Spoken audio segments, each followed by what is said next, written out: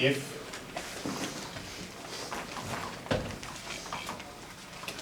we saw that you could take a plane spanned by two vectors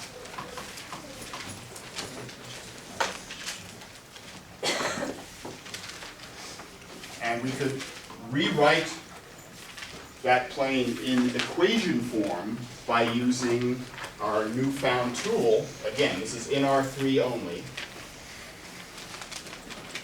We could do what to find a vector perpendicular to the plane? Cross product.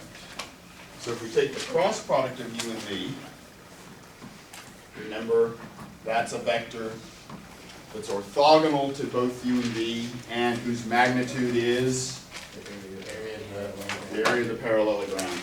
And then there's this right-hand rule nonsense that tells us which way it's pointing, whether it's up or down. So we talked about that last time. So we saw that you could write this plane in terms of saying that A was the normal vector. So you could say that this plane looked like it was given by this equation, the set of vectors x that are orthogonal to A.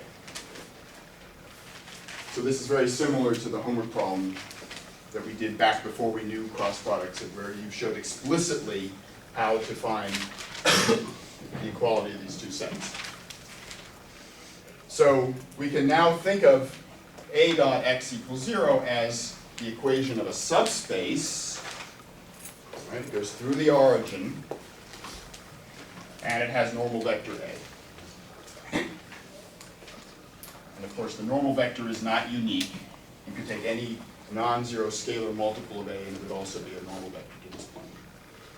So saying the dot product is 0 is saying that A is orthogonal to any vector in this plane.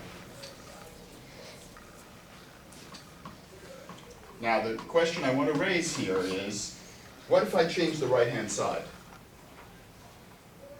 Suppose I now ask, what is the set of points A dot x equals some number B, or let's say C, just to be helpful. So what's the meaning of this right-hand side here? X equals magnitude. That's the Say C isn't 0. Is that where you use the definition of dot product? Okay. You don't mean the definition. Or what? The geometric interpretation of dot product. So for example, if I were looking at, say, 1, 1, 2 dot x equals 0, you would agree with me that it was a subspace that went to the origin. But now, suppose I do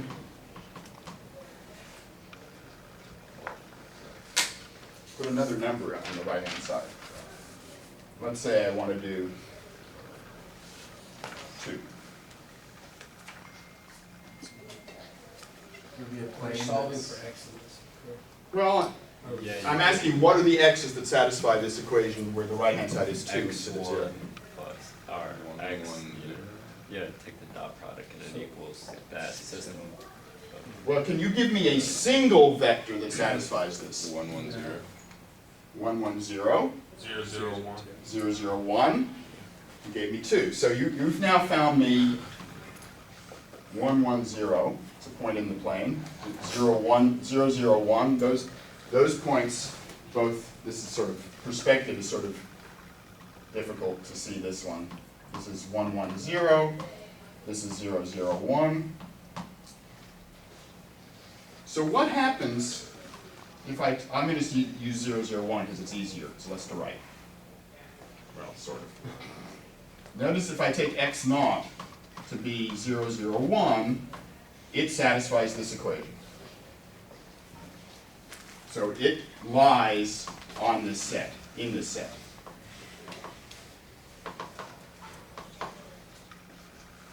So here's my question for you.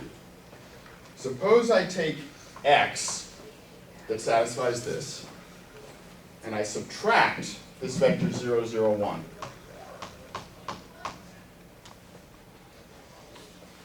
What does that satisfy?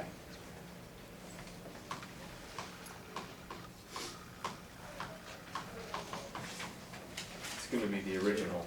Two Equals minus 0. It's going to be 2 minus 2, right? Yeah.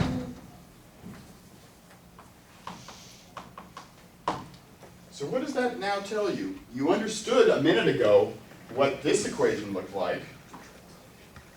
You told me it was a plane through the origin with the vector 1, 1, 2 as its normal vector. That you move all the points on the plane, or you subtract, no, you add all 0, 0, 1 to all the points on the plane and you get the other one. Seems convincing, doesn't it? This equation is saying that if I take any x that satisfies this equation and I subtract 0, 0, 1 from it, so here's an x that satisfies that equation. I subtract 0, 0, 1 from it. That's now a vector whose tail is at 0, 0, 1. So if I think about translating that vector, I'm going to move this for now. If I think about translating that vector so that its tail is at the origin, that green vector has to be in my original green subspace. Right? This vector with its tail at the origin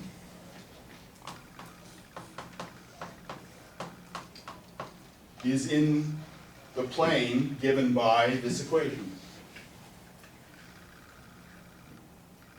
So in other words, what Matthias said is, conversely, take this plane and add the vector 0, 0, 1 to it. For every vector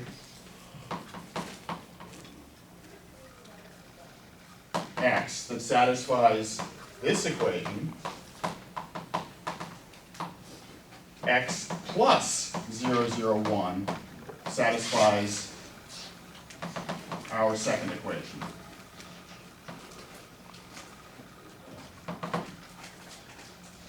So those of you who have taken differential equations at some point in your life should recognize this. I'll come back to that later in the course. So what am I saying? I'm saying take all the vectors in this plane, add the vector 0, 0, 1, you get a new set, and all of those are the points that satisfy this. What does that set look like? What does it look like if you take this plane and you add the vector 0, 0, 1 to everybody? translated us. You just translate the plane parallel. You end up with a parallel plane that contains the point 0, 0, 1. So if a vector is in the plane, if a vector is in the parallel plane, it's also in the original plane? No, the vector that's in the original plane is x minus 0, 0, 1. But the actual vector x is not. It's something like that, right? Okay. Shouldn't it still be orthogonal in this? No, so what's orthogonal to this round plane is still that vector A. The vector A is still orthogonal to the plane, but it's not orthogonal to x. It's orthogonal to vectors in the plane. So it's orthogonal to x minus 0, 0, 1, but not to x. X is Just in the it. point x is in the plane, but the vector x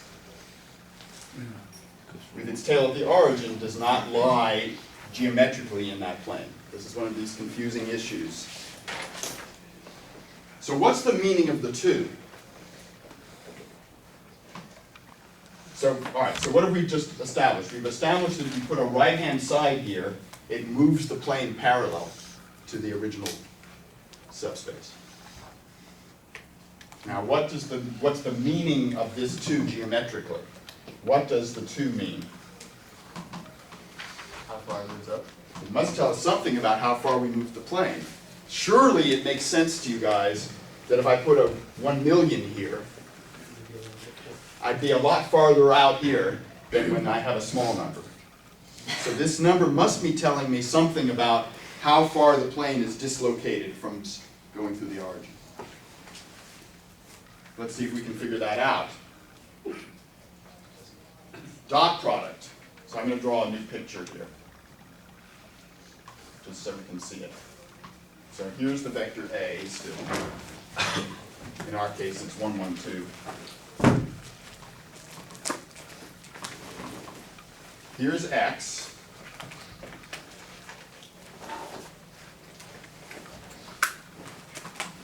What does A dot X tell us?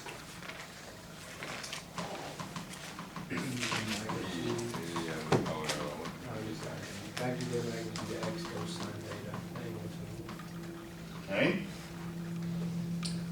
Can you show me some of this in the picture?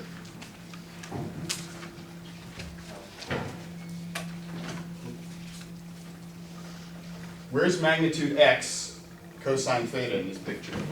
The horizontal, it's a projection of x onto the y-axis.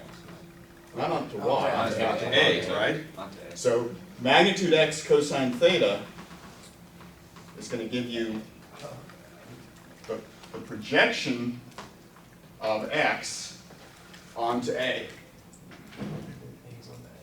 So this is magnitude X cosine theta here. Agreed? Yeah.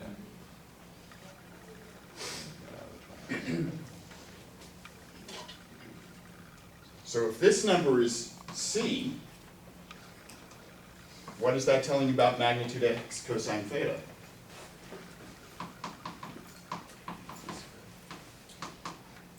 It's C over magnitude of A.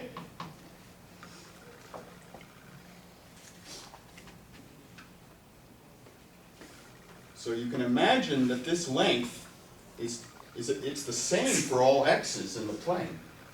This quantity is constant. So for any vector x you pick in this plane, this quantity is equal to this, and it represents the distance from the origin going perpendicular to the plane, gives you the distance to the plane.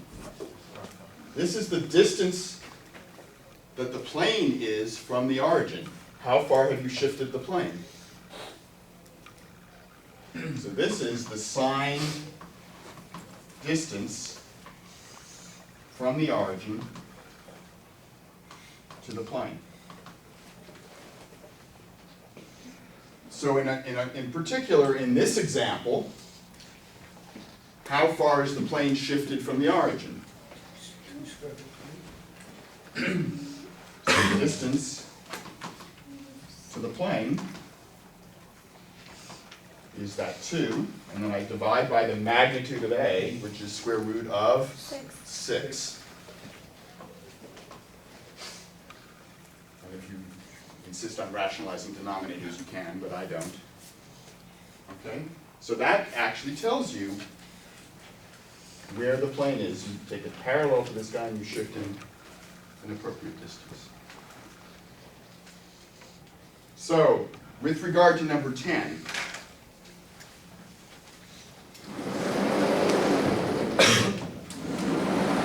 I'm not going to do the problem for you because I'm just not that much of a pushover. But number 10 basically asked you if you had two facts about x. And one of them was you knew it satisfied some equation like this. I'm using the wrong letter, aren't I? It's B. Yeah, I'll switch letters. And then they came along and they gave you some other equation. I'm going to use a different letter just to not confuse things worse. Some vector cross x is some other vector. Yeah, should be 1.5, 1.5. Oh, thank you. So you understand what this looks like. The set of x's satisfying this is now a plane. Yeah, What's the set of vectors x satisfying this equation? I think they're the same vector. A cross X as well. They're both the same. Oh, all right. Yeah.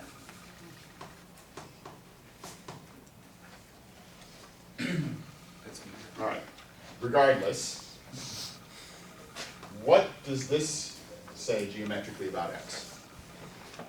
Again, I'm not going to do the whole problem for you, but I'll get you started about thinking about it. What does this tell you? The plane with A and B Yeah, is normal. The normal. No. Yeah, the plane's. Well, just looking at this equation without anything here. This just says x is orthogonal to v. Does it tell you anything else? A's and O's. That X is, A is orthogonal to v also, okay. B's parallel to But what else does it tell you? A and B, or A and X are in the plane that has the normal vector V. Yes. But what else does cross A. product B tell is you? the magnitude of, Ma- oh, the area of Oh. V. The magnitude of v The area of the is the area of the planes. of the parallelogram.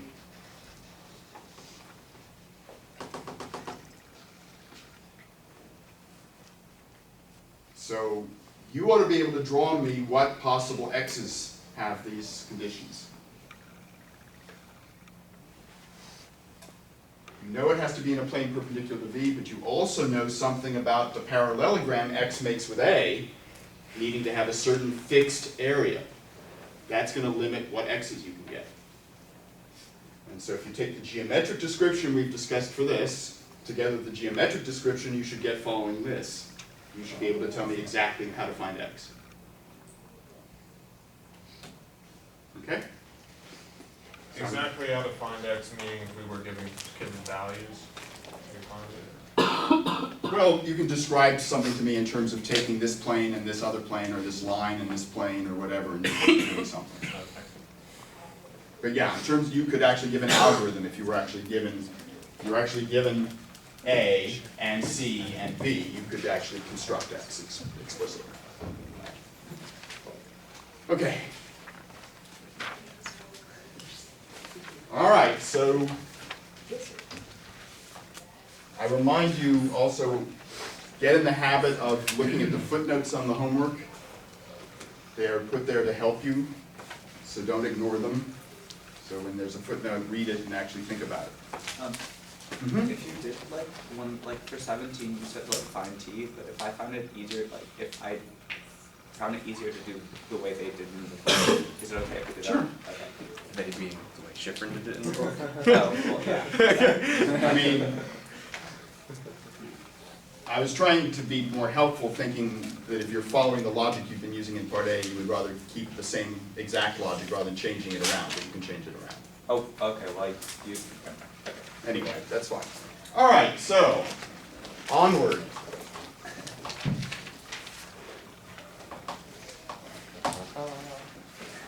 So, some of you have been anxiously asking when we're going to start getting towards calculus, so here we go. So, I now want to talk about non-linear functions. And then the setup for calculus, as always, is what do you learn first before you learn derivatives? Limits and continuity. So we're going to talk about limits and continuity.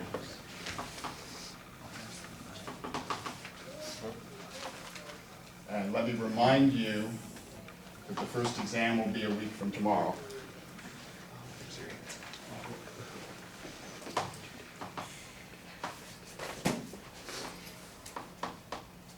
I believe that's the 17th. No, that doesn't sound Let's right. try the 16th. Today would be the 8th, No, it's then would be the 16th.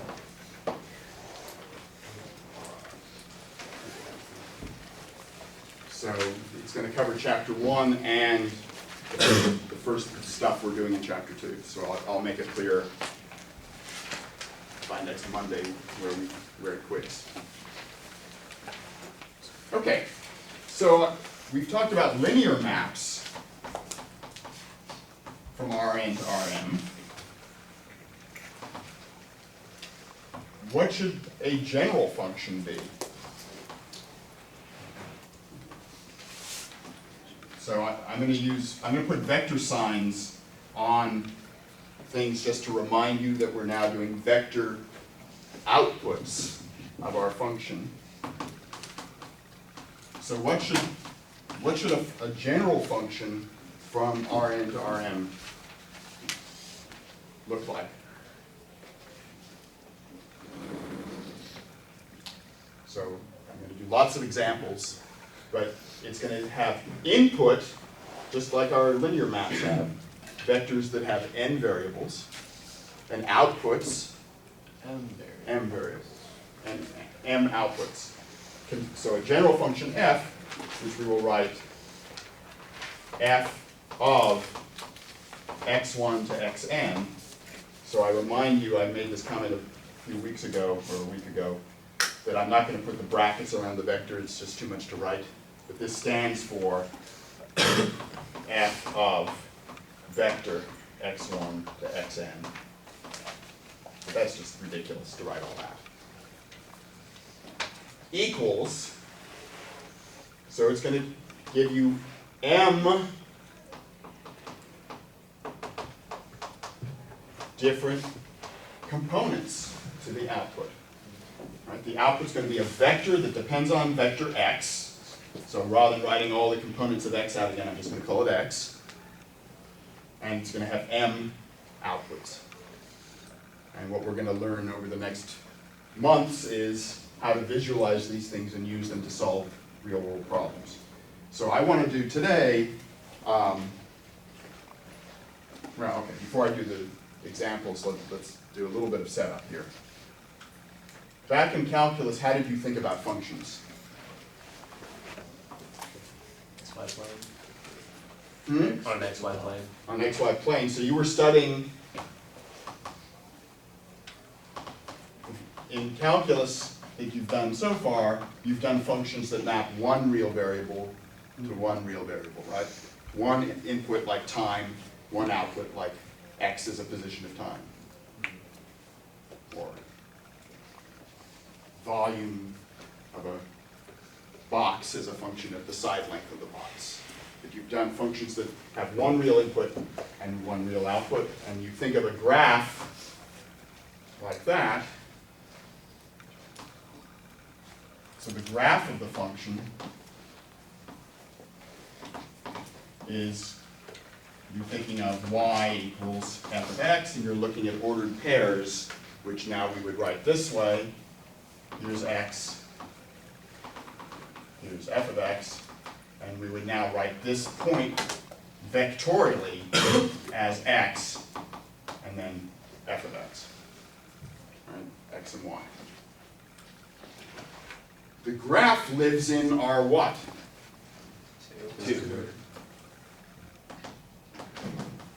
Okay. Now, suppose I wanted to think of graphing this creature.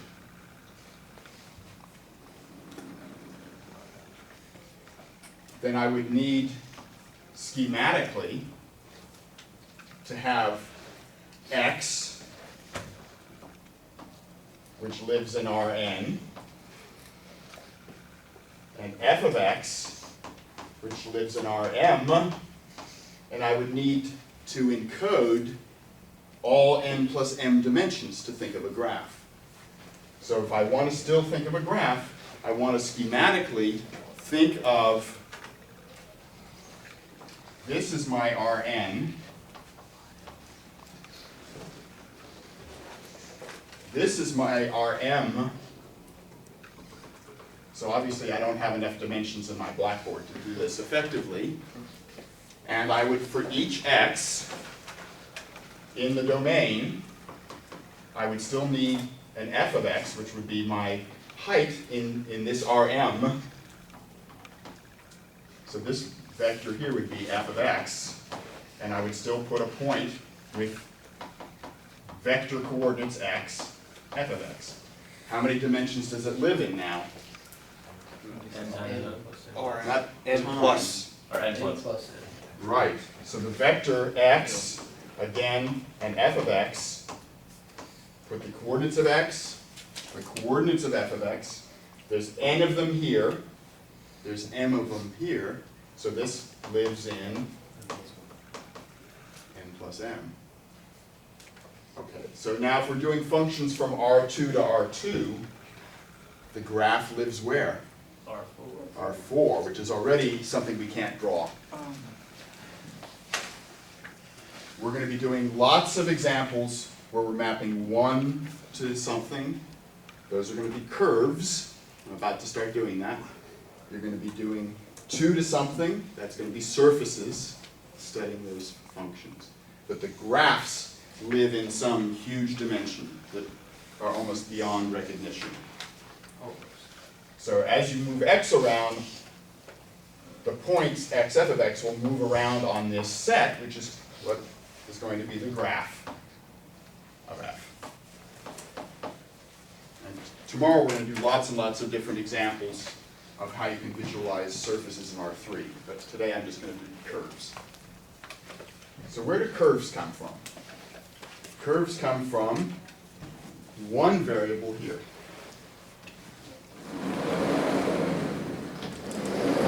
So think of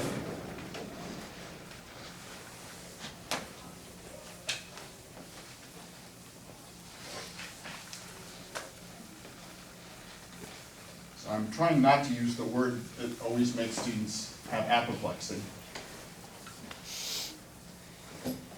But there's an official word that gets used in math and econ and physics and chemistry, any sort of application, computer science. And that word is parameter. How many of you are scared of the word parameter? John's scared of the word parameter. So generally a parameter is something that is free to vary and affect whatever it is you're studying. So the standard terminology is going to be to give parametric equations. This is where people start having nightmares for, say, curves. For example, I can describe a circle, the unit circle in the plane, by an equation, or I can describe it by taking a function, f of t, and I'm thinking of t as my parameter, which, as t varies, moves me around this curve.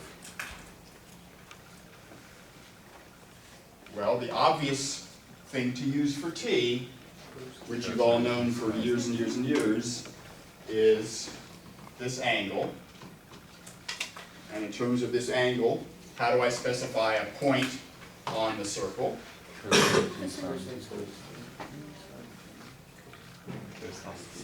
Cosine t, sine t. So this is an example. And it's because I'm using the unit circle here. If my circle had radius 5, what would I do? 5 Let's put 5s here. So this is an example of a vector function that maps what to what? 1, 1 to 2. R1, one real number t, to the plane. And the image of this function, the values of this function, move you around on the unit circle.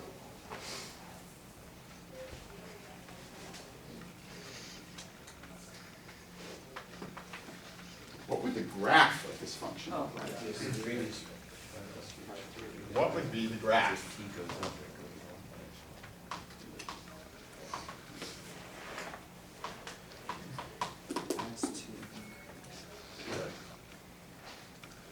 Would it look, Be 3 dimensions, right? I need to be in 3 dimensions, yeah.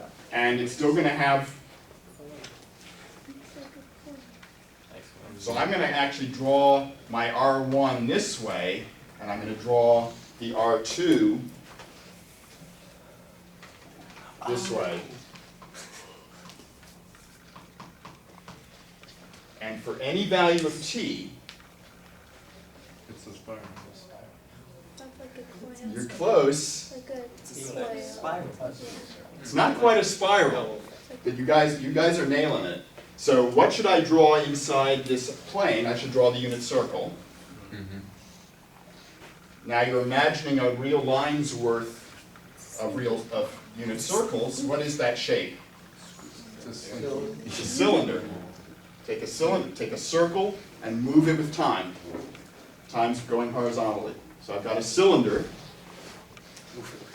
Now, when I start at t equals 0, I'm at a point there, say, and as t increases, I start wandering around the circle.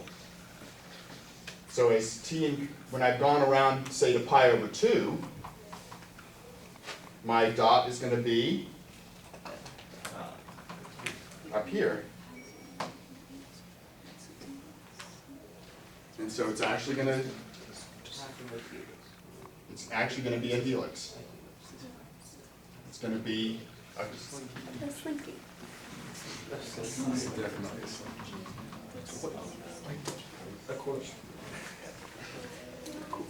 yeah. What's the difference between a helix and a spiral? Spirals. Spirals normally change radius. Oh, It's like a Like if you spiral into something, you're getting closer and closer. If you spiral away, you get farther and farther. So I'm not doing very good artwork on my helix here.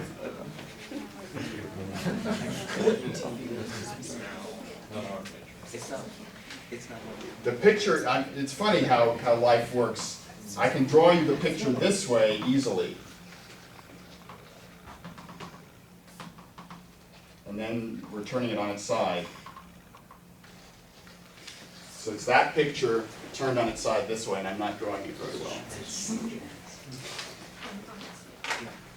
Okay, so that's the graph of this function, is this helix on a cylinder in 3 space.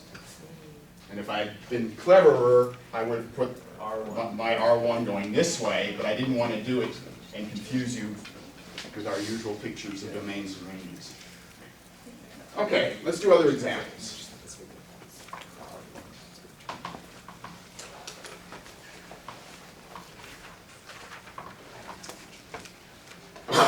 Really boring one. What's a straight line? 0 mapping to 1. No. We could do 1 mapping to 0. No, say it's a line in R3. Oh, I thought you were saying like R1. Yeah. Still R1, you have to move along the line. So it's like All of R, the, the art of it's just like scalar R1 multiples to of t, Yeah. right? How do you we actually talked about this ages ago. How do we describe a line? a span of a single vector. Well, you start somewhere, and then what do you do? All the Plus the vectors. scalar times The t. scalar times the vector that's in the direction of the line, right? Oh, yeah. We were talking about this with shards, right?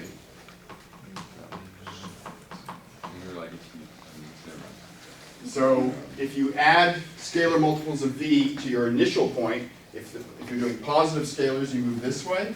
If you're doing negative scalars, you move this way. So this is now a mapping from R1 to R what?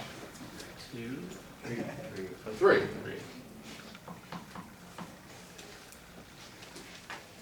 Okay? So my circle was example 1. Who says math has to be linearly ordered? A cousin of the circle. Somebody, The ellipse. ellipse. So what is an ellipse? It's like an oval. It has 2 radii. It's like a stretched circle. In fact, if you take a linear map from the plane to the plane It's just that takes, whose standard matrix is the following,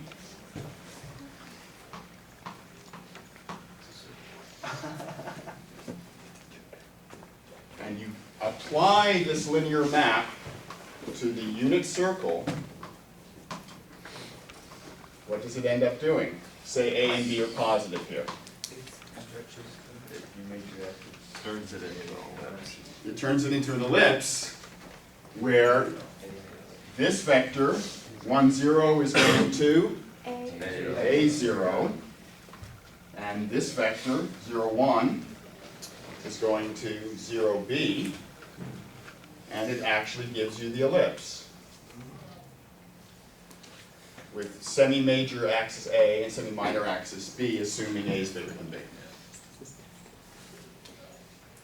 So this equation here turns into what equation here? So if you took the UV plane here, say, and XY here, what are we saying? We're saying T of the vector UV is XY.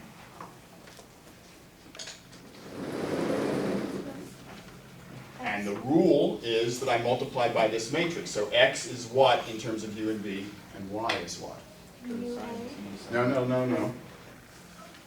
Just in terms of U and V. AX and B. X, no. UX. X Oh. is the output. And I'm multiplying this matrix by UV.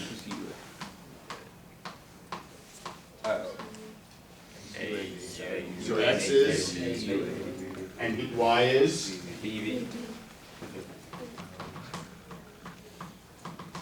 And we know that we started with the unit circle U squared plus V squared equals 1. What does that tell us about X and Y? Wait. How do you get U from this equation? X squared. X over X A over squared V plus Y over B. And that should be your familiar standard equation for an ellipse. Now, you guys want to parameterize this horrible looking ellipse that someone shouldn't have drawn.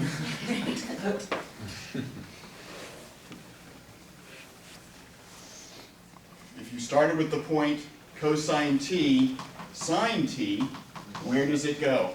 A cosine T sine T.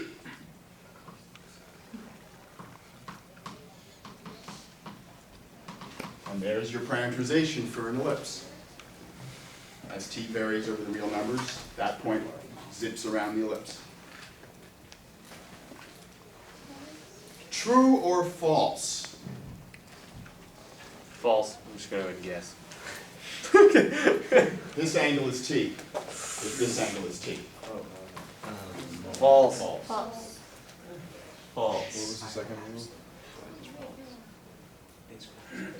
What you did, you took this vector at angle t and you applied this stretching matrix to it. Do you think that's going to keep the angles the same? Yeah. No. Unless you kept the angle the same. Stretch one more than you stretch the other. So, Jonathan, what do you think? No. No. Here's a hint. Put yourself a B-scaled circle there. You understand what I'm saying? Take the unit circle, scale it by amount B, which is the smaller amount here. So it's just fitting inside. What is that vector? That's B cosine T. B cosine t, B sine t. And what did I do to get the blue vector from this vector? Added the B cosine on the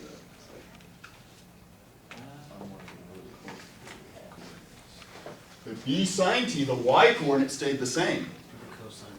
But the x coordinate slid over there like this. So this angle is t, but then you slid it over here, that makes the angle get smaller. Just saying. I've seen various people, including me, at points in my life where you make the mistake writing this down of visualizing what the t is wrong.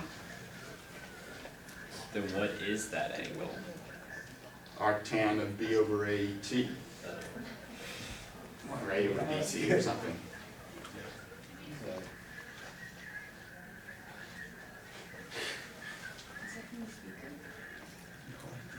From here.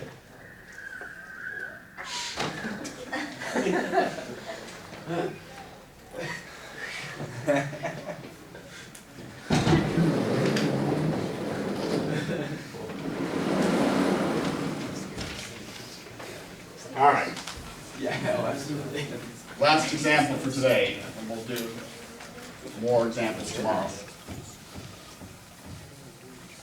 This is one of my favorite curves. It turns out to be very interesting from the standpoint of physics.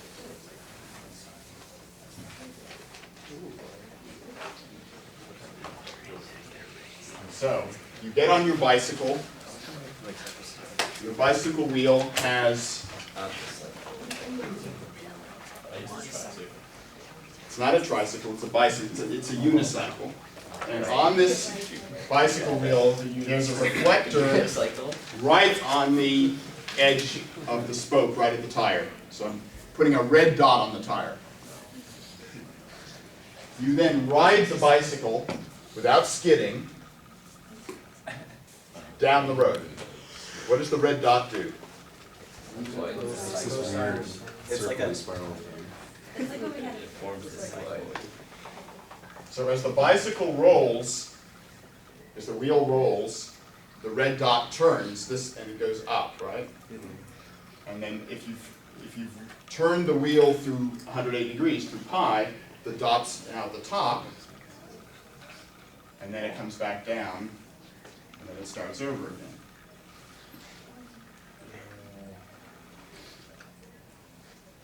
This curve is called, shockingly, a cycloid.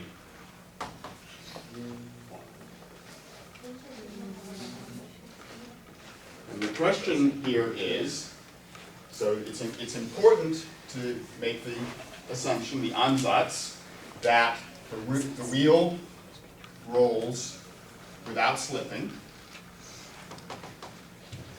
Say the wheel has radius A. Say this is the origin at time t equals 0. And say that at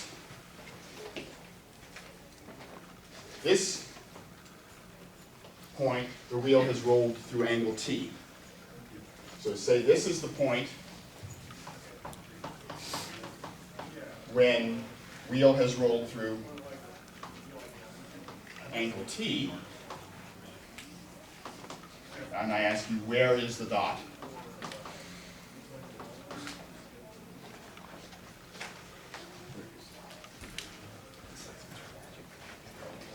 So I'm going to draw you a picture here.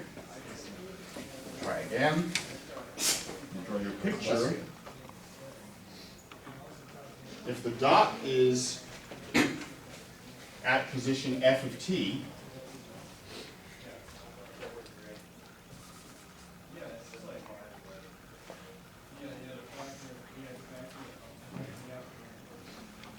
that means that the wheel has rolled angle t. So this angle is t. I want you to give me the vector f of t.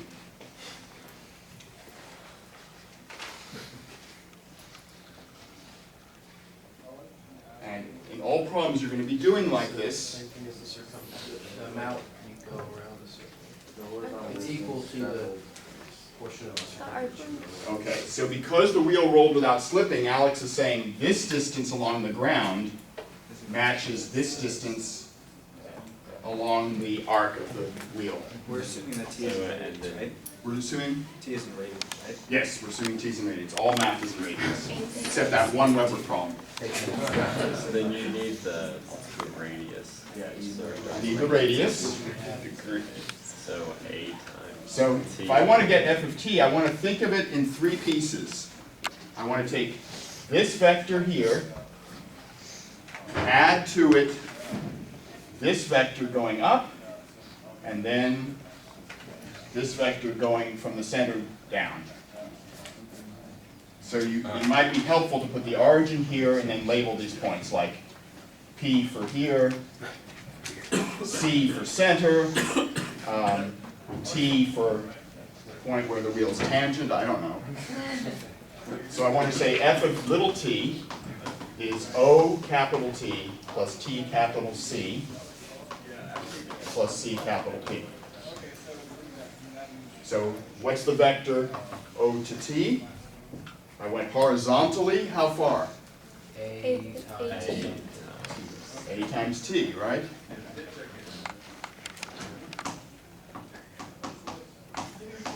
Then tc, Just A. it's a vector. zero A. 0a. And now comes the fun part, cp. Cosine of something, sine of something. So the crucial thing is draw yourself this right triangle and think about it. This is the angle t. This length is a. So what are these sides of the right triangle? Sine t, cosine t. Negative A. Which one? The x one It's negative. is a sine t, but as Tony and Matt are saying, you're going to the left. And you're going down here. So you're going to have a negative a sine t, and then a negative a cosine t for this one. And so the parametric equations of the cycloid, drum roll, are at minus a sine t for the x-coordinate, and a minus a cosine t for the y-coordinate. Okay, we'll proceed with a bit more on curves and then talk about surfaces tomorrow.